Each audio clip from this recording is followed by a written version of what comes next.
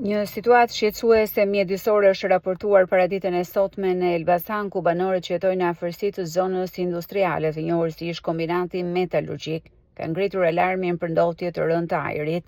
Mësohet se ndotja ka ardhur si rezultat i djegjes së gomave buzëllumit shkumbin. Situata ka krijuar shqetësim të madh, sidomos për familjet me fëmijë dhe të moshuar, të cilët raportojnë vështirësi në frymarrje dhe irritim të fortë nga era e rëndë. Ndërhyrja e zjarfikses ka neutralizuar situatën në terren. Ndërkohë pritet reagimi i autoriteteve mjedisore dhe strukturave të emergjencës për masat e marra. Kujtojmë se ky është rasti i dytë në pak ditë që persona të paidentifikuar në Elbasan djegin goma në zona të banuara dhe shkaktojnë ndotje mjedisore.